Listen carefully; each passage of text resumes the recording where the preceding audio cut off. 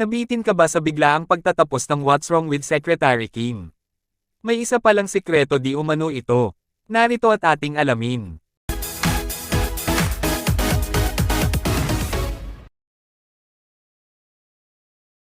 Isa ka din ba sa nabigla sa finale ng What's Wrong with Secretary Kim? Yung bang hindi man lamang sila nagpa-presscon para sa huling linggo o huling mga episodes na ipapalabas nila. Katulad na lamang ng Can't Buy Me Love, ng Don Bell, na nagpa-presscon para sa last few episodes nila sa Netflix. Halos lahat naman di umano ng mga series o teleserye sa ngayon, ay maagang ina-announce at pinaghahandaan ang finale nila.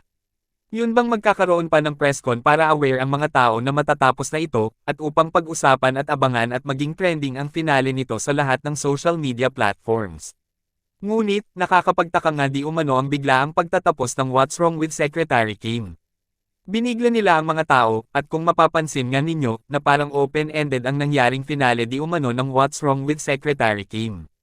Ang mga characters nga dito, ay di umano'y wala pang maayos na ending. Ang mga mag-partner o love team doon ay hindi pa nagkakaaminan, at maging si Sir Walt, ay for interview pa ang promotion niya at hindi pa siya ganap na promoted.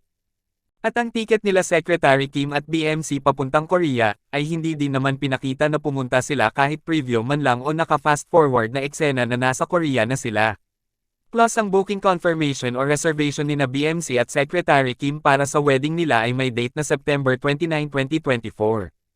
At dahil nga sa nasabing date, ay madami ng posibilidad di umano na magkaroon ng pasabog ang Kim Pao sa mga susunod na araw. Dahil mukhang di umano'y may part 2 pa ang What's Wrong with Secretary Kim. O marahil, ito ay isang sequel para sa bago nilang pelikula o movie ngayong 2024. Kayo, anong masasabi nyo tungkol dito? Just comment down below.